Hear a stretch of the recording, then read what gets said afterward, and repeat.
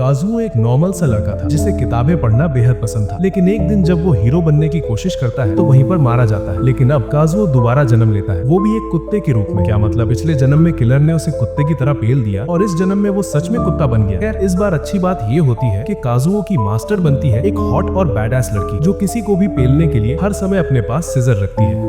एक दिन काजुओ एक कैफे में बैठा था। वो अपनी पसंदीदा लेखिका अकियामा शिनोबु की लेटेस्ट किताब पढ़कर अभी खत्म ही कर पाया था कि अचानक उसे शोर सुनाई दिया। उसने सिर उठाकर देखा, एक आदमी हुडी पहने वेटर के सिर पर बंदूक ताने खड़ा था। वो उससे पैसे मांग रहा था। आदमी की नजर काजुओ पर पड़ी और उसने उसे और कैफे में बैठी इकलौती कस्टमर को खड़े होने को कहा। काजुओ तो तुरंत खड़ा हो गया, लेकिन चश्मा लगाए वो लड़की लिखने में इतनी खोई हुई थी कि उसे कुछ सुनाई ही नहीं दिया। गुस्से में उस आदमी ने बंदूक उसकी तरफ तान दी। वो गोली चलाने ही वाला था कि काजुओ ने हीरो बनने की कोशिश की और बीच में कूद पड़ा। दोनों के बीच बंदूक के लिए हाथापाई हुई। तभी गोली चली और उसके पैर को छूती हुई निकल गई। फिर भी काजुओ ने हिम्मत नहीं हारी। उसने आदमी को नीचे गिराया और बंदूक छीनने की कोशिश करता रहा, लेकिन इस बार उसकी प्लॉट आर्मर उतनी मजबूत नहीं थी। आदमी ने उसे धक्का दिया और बिना एक पल सोचे सीधे उसके सिर में गोली मार दी। काजुओ को लगा वो हवा में तैर रहा है। उसकी पूरी जिंदगी उसकी आंखों के सामने चलने लगी। वो खुद को मरने के लिए तैयार ही कर रहा था कि अचानक उसने अपनी किताबों की कलेक्शन देखी। बस वहीं से सब बदल गया। उसने वापस जाने की कोशिश की क्योंकि अभी बहुत सी किताबें बाकी थी जो उसे पढ़नी थी। सबसे आखिर में दिखी उसकी फेवरेट डेडली सिन सीरीज की आखिरी किताब। वो तय कर चुका था, इस किताब को पढ़े बिना वो मर नहीं सकता। जैसे ही उसने किताब को छुआ, उसने एक कुत्ता देखा और अगले ही पल वो उसी में खिंचता चला गया। जब उसकी आंख खुली तो सामने एक अफ्रो हेयर वाला आदमी खड़ा था। वो उसे डॉग कहकर बुला रहा था और पानी लेने चला जाता है। काजुओ खुशी से भर जाता है। वो जिंदा था, अब वो किताबें पढ़ पाएगा। लेकिन फिर उसके दिमाग में सवाल उठा, ये आदमी मुझे बार बार कुत्ता क्यों बोल रहा है? उसने सामने शीशे में देखा और तब उसे सब समझ आया। वो वही कुत्ता था जिसे उसने मरने से पहले देखा था। उसने हाथ बढ़ाने की कोशिश की, लेकिन वहाँ हाथ नहीं, एक पंजा था। तभी उसे एहसास हुआ वो एक कुत्ते के रूप में दोबारा जन्म ले चुका है। किताबों के बिना रहना काजुओ को पागलपन की कगार पर ले आया था। पिंजरे में लेटा हुआ वो बस एक ही नाम दोहराता रहा, अकियामा शिनोबु, अकियामा शिनोबु। तभी दुकान का दरवाजा जोर से खुला। काली बालों वाली एक लड़की अंदर आई। जैसे जैसे वो आगे बढ़ी, दुकान के सारे जानवर कांपने लगे। ऐसा लग रहा था जैसे कोई शिकारी अंदर आ गया हो। वो सीधे काउंटर तक पहुंची। उसने अफरो वाले आदमी को पूरी तरह नजरअंदाज किया और सीधे काजुओ से बोली, क्या तुम ही हो जो मुझे बुला रहे थे? काजुओ सोच में पड़ गया, क्या ये लड़की किसी नशे में है? फिर वो सीधी खड़ी हुई और उस आदमी से पूछा कि ये कुत्ता कितने का है? आदमी ने कहा कि ये कुत्ता बिकाऊ नहीं है। लड़की ने कुछ नहीं कहा, बस अपनी जांघ से बंधे होल्स्टर से एक कैंची निकाली और पिंजरा काट दिया। दुकानदार और काजुओ दोनों सन्न रह गए। बाद में जब काजुओ रस्सियों से छूटने की कोशिश कर रहा था, लड़की ने कैंची को चाकू की तरह घुमाया और धमकाया, अगर चुप नहीं रहा तो काट दूंगी। फिर उसने बताया कि वो उसके विचार सुन सकती है। ये सुनते ही काजुओ चिल्ला पड़ा। उसने पूछा, ये कैसे मुमकिन है? लड़की ने बताया कि पिछले एक हफ्ते से उसके दिमाग में एक आवाज गूंज रही थी, जिसे ढूंढते ढूंढते वो इस पेट शॉप तक पहुंची है। उसने अपना नाम बताया, नत्सुनो क्वीन, और फिर बिना किसी शर्म के उसने अपने शरीर के माप सिर से पैर तक गिना दी। काजुओ ने उसकी लगभग ना के बराबर छाती देखी। जब उसने उसे 92 कहा, तब उसने मन ही मन सोचा कि ये लड़की पूरी तरह भ्रम में है। तभी उसे याद आया, ये वही लड़की है जो कैफे में थी। काजुओ ने उसे पूरी कहानी बता दी। सब सुनने के बाद नत्सुनो ने मुट्ठी बंद की और कमरे से बाहर चली गई। वो नहाकर लौटी, सिर्फ लिंजरी में। फिर मुस्कुराते हुए पूछा, तो क्या मुझे इस हालत में देखकर तुम्हारे दिमाग में गंदे ख्याल आ रहे हैं? काजुओ ने बिना हिचक कहा, अगर मैं इंसान भी होता तो भी तुम्हें दोबारा नहीं देखता। ये सुनते ही नत्सुनो को गहरी चोट लगती है और अगले ही पल वो उसे काटने के लिए कैंची उठा लेती है, लेकिन उसने उसे काटने के बजाय उसे बांधे रखने वाली रस्सी काट दी। फिर उसने शांति से कहा कि वो यहाँ रह सकता है। उसने पूछा, तुम्हें कुछ चाहिए? काजुओ ने बिना सोचे जवाब दिया, किताबें। ये सुनते ही नत्सुनो उसे अपनी लाइब्रेरी रूम में ले गई। कमरा किताबों से भरा हुआ था, चारों तरफ शेल्फ, हर साइज की किताबें। काजुओ जैसे किसी जन्नत में आ गया था। जब वो किताबें देख रहा था, नत्सुनो ने पूछा, पेट शॉप में तुम मेरा नाम क्यों पुकार रहे थे? काजुओ ने कहा कि वो अकियामा शिनोबु का नाम ले रहा था। ये सुनकर नत्सुनो रुक गई। फिर बोली, वो मेरा ही नाम है। उसने बताया कि अकियामा शिनोबु उसका पेट नेम है। ये सुनकर काजुओ के पैरों तले जमीन खिसक गई। जिस लेखिका की किताबों के लिए वो मर गया था, वो उसके सामने खड़ी थी। उस दिन के बाद काजुओ उसी के साथ रहने लगा। वो अपनी पिछली जिंदगी के बारे में लगभग भूल ही गया था, लेकिन एक दिन टीवी पर खबर चली, उसका कातिल अब भी खुलेआम घूम रहा था। ये देखकर काजुओ उदास हो गया। नत्सुनो ने उसकी हालत देख ली। अगले दिन उसने कहा, आज हम बाहर जा रहे हैं। दोनों बिल्डिंग से निकले और एक मॉल की तरफ बढ़े। चलते हुए उन्हें वही पेट शॉप वाला बंदा दिखाई दिया। नत्सुनो को देखते ही वो डर के मारे सिमट गया और किनारे हो गया। दोनों आगे बढ़ते रहे। रास्ते में उन्हें एक सुनहरी बालों वाली लड़की मिली जो मॉल को फैशन रन में समझकर चल रही थी। नत्सुनो ने उसे ऐसे इग्नोर किया जैसे कोई एनपीसी हो। फिर वो काजुओ की फेवरेट बुक स्टोर के सामने से गुजरे। नत्सुनो ने उसकी आंखों में चमक देख ली। उसने पूछा, अंदर जाना है? काजुओ ने मना कर दिया। थोड़ी देर बाद वो एक जगह पहुंचे। काजुओ को एहसास हुआ ये तो उसका पुराना घर है। उसने पूछा कि वो यहाँ क्यों आए हैं? नत्सुनो ने कहा, एक हिसाब चुकता करना है। इतना कहकर वो बिल्डिंग के अंदर चली गई। अंदर पहुंचकर नत्सुनो ने बताया कि उसे शक है कि काजुओ का कातिल यहीं छिपा है, क्योंकि सबको पता था कि इस बिल्डिंग में उसके अलावा कोई नहीं रहता था। तभी उन्हें किसी के चलने की आवाज सुनाई दी। तभी एक आदमी कमरे से बाहर निकला। काजुओ ने उसे तुरंत पहचान लिया। वो वही आदमी था जिसने उसे गोली मारी थी। उन्हें देखकर वो आदमी भागने लगता है, लेकिन पुल पर पहुंचते ही वो रुक जाता है और पलटकर खड़ा हो जाता है। नत्सुनो ने उसे सरेंडर करने को कहा, लेकिन उसने कहा, अभी मैं पकड़ा नहीं जा सकता, और उस पर हमला कर देता है। नत्सुनो उसके हमले से बचती है और उसे एक घूंसा मार देती है, लेकिन उसका हाथ जख्मी हो जाता है। आदमी आदमी ने मौका देखकर उसे जोर से मारा और वो दूर गिर गई। जब वो उठी, आदमी ने डेडली सिन सीरीज की 2 किताबें निकाली। तभी काजुओ समझ गया बाकी किताबें उसने कपड़ों में छुपा रखी थी, इसीलिए नत्सुनो का हाथ कट गया था। नत्सुनो उस पर झपटती है, आदमी उसके वार से बचता रहता है और पलटकर हमला करता है। लड़ते हुए काजुओ ने गौर किया कि वो आदमी नत्सुनो की किताबों के मूव्स इस्तेमाल कर रहा है। लड़ाई के दौरान उसके कपड़ों से कुछ किताबें नीचे गिर जाती है। तभी काजुओ को सच्चाई समझ आती है। नत्सुनो जानबूझकर उससे मार खा रही थी ताकि चुपके से उसके कपड़े काट सके। नत्सुनो ने उसके हाथ से किताबें लात मारकर गिरा दी, फिर अपनी कैंची निकाली और बाकी किताबें भी उसके कपड़ों से काटकर निकाल दी। आदमी गुस्से में उसकी तरफ दौड़ा, लेकिन नत्सुनो ने एक जोरदार हाई किक मारी। वो पुल के किनारे गिरा और बेहोश हो गया। काजुओ उसके पास आया और पूछा, तुम ठीक हो? लेकिन नत्सुनो ने जवाब देने के बजाय उस आदमी की तरफ देखा और कहा, मौका है, बदला ले लो। काजुओ उसके पास गया और उसे नीचे खींच लिया ताकि वो गिर न जाए। नत्सुनो चौंक गई। उसने पूछा, जिस आदमी ने तुम्हें मारा था तुम उसी की मदद क्यों कर रहे हो? काजुओ ने कहा, मुझे उससे कोई नफरत नहीं है। ये सुनकर नत्सुनो बोली, तो मैं करूंगी। उसने कहा कि वो उसकी मौत की जिम्मेदार है और उसे इसकी भरपाई करनी है। तभी काजुओ को एहसास हुआ वो खुद को उसकी मौत के लिए दोषी मानती आ रही थी। उसने कहा, ये तुम्हारी गलती नहीं है, लेकिन नत्सुनो नहीं मानी। उसने कहा, अगर मैं अपनी किताब में खोई न होती तो तुम जिंदा होते। काजुओ ने उसे समझाने की कोशिश की, लेकिन वो सुनने को तैयार नहीं थी। उस रात दोनों घर लौट रहे थे। चलते हुए नत्सुनो ने कहा, अब मुझे फिर से अपनी किताब लिखने का मन कर रहा है। तभी काजुओ को याद आया कि उसने अपना कमरा लॉक नहीं किया था। वो अचानक दौड़ने लगा। नत्सुनो ने पूछा, क्या हुआ? उसने जवाब दिया, मेरी किताबें, कोई उन्हें चुरा न ले, वो मेरी ऑफस्प्रिंग है। ये सुनकर नत्सुनो हल्की सी मुस्कुराई। उस पागल औरत के दिमाग में अजीब अजीब ख्याल आने लगे। वो सोचने लगी कि लोग क्या कहेंगे कि उसने कुत्ते के साथ मिलकर पूरी प्लानिंग कर रखी है। ये सब देखकर काजुओ ने मन ही मन तय कर लिया कि इस औरत को सीधी जैकेट में डाल देना चाहिए। अगले दिन काजुओ की नींद खुली तो उसने देखा कि एक सफेद बालों वाली औरत टेबल पर लेटी हुई है। वो हैरान रह गया, ये कौन है और घर में आई कैसे? वो उसके पास गया तो देखा वो हंस रही है। अचानक वो ऐसे उछलकर खड़ी हो गई जैसे किसी भूत ने पकड़ लिया हो और उसने काजुओ पर सवालों की बौछार कर दी। पहले तो उसे लगा कि शायद वो उसकी बातें समझ पा रही है, लेकिन फिर उसे एहसास हुआ वो तो किसी एनिमे के डायलॉग बोल रही है, एकदम पक्की ओटाकू की तरह। वो हवा में हाथ पैर मारते हुए काल्पनिक लड़ाई लड़ रही थी। काजुओ सोचने लगा कि जब नात्सुनो ऐसे देखेगी तो क्या वो भी पागल हो जाएगी। तभी नात्सुनो कमरे में आई। सफेद बालों वाली औरत ने उसे देखते ही कहा, सेंसेई, और सीधे बैठ गई। नात्सुनो ने काजुओ की तरफ एक कार्ड सरकाया। जब उसने पढ़ा तो उसके होश उड़ गए। वो औरत थी हाजी सुजुमा यानी आकियामा शिनोबु की एडिटर। काजुओ चुपचाप देखता रहा। नात्सुनो ने पूछा कि क्या उसका भेजा हुआ मैन्युस्क्रिप्ट पढ़ा? सुजुमा ने बिना झिझके कहा, पूरी तरह कचरा है। नात्सुनो ने मान लिया कि वो इन दिनों स्लंप में है और उसका असर उसके लिखने पर पड़ रहा है। इस पर सुजुमा ने कहा, कुछ नया ट्राई करो, लेकिन नात्सुनो ने साफ मना कर दिया। फिर सुजुमा ने हद पार कर दी। उसने कहा, अपने प्लॉट्स थोड़ी बड़े करो, इतने फ्लैट है कि किसी का ध्यान ही नहीं खींचते। ये सुनकर काजुओ को लगा इस औरत को मरने का शौक है। वो खुल्लम खुल्ला क्वीन ऑफ इविल का अपमान कर रही थी। जैसे ही सुजुमा ने अपनी भारी छाती को ऊपर किया, नात्सुनो ने बिना एक पल गवाए अपनी कैंची निकाली और उसकी शर्ट काट दी। काजुओ गुस्से में चिल्लाया, ऐसे बर्बर की तरह क्यों बर्ताव कर रही हो? लेकिन वो गंदी सोच वाली एडिटर उल्टा उसे धन्यवाद देने लगी कि उसने उसकी शर्ट काट दी। जाते जाते सुजुमा ने चेतावनी दी, इलाके में एक स्लैशर घूम रहा है, इसलिए सावधान रहना। काजुओ सोचने लगा, क्या उसे पता है कि कैंची वाली ये संकी किसी स्लैशर से ज्यादा डरावनी है? ये सोचते ही उसे अपने शरीर पर एक नया पैचवर्क झेलना पड़ा। कुछ दिन बाद सुजुमा फिर आई। उसने सलाह दी कि नात्सुनो कुछ मैगजीन पढ़े ताकि स्लम्स से बाहर आ सके। उसने बताया कि स्लैशर उसी मैगजीन में फीचर्ड है और अब तक 3 लोगों पर हमला कर चुका है। नात्सुनो ने तुरंत कहा, तो क्यों ना मैं खुद बेट बनूं और अगर कातिल पकड़ा गया तो इनाम में एडिटर को और ज्यादा तंग करेगी। सुजुमा खुशी खुशी मान जाती है। उसी दिन बिल्डिंग के बाहर खड़े होकर नात्सुनो ने ऐलान किया, आज हम स्लैशर ढूंढेंगे। पहली जगह वो बुक स्टोर पहुंचे। वहां पता चला कि एक लड़की ने एक मोटी सी आकियामा की किताब से कातिल को भगा दिया था। दुकान से निकलते ही एक सैलरी मैन मिला। उसने बताया कि स्लैशर ने उसके कोवर्कर पर हमला किया था जब वो कैफे से घर लौट रहा था। नात्सुनो ने पूछा, वो क्या पढ़ रहा था? उसने जवाब दिया, आकियामा की किताब। शाम को कुछ मसल हेड से बचते हुए उनकी फिर से वही सुनहरे बालों वाली लड़की से मुलाकात हुई। नात्सुनो ने हमेशा की तरह उसे पूरी तरह इग्नोर किया, लेकिन लड़की ने रास्ता रोक लिया। उसके बॉडीगार्ड्स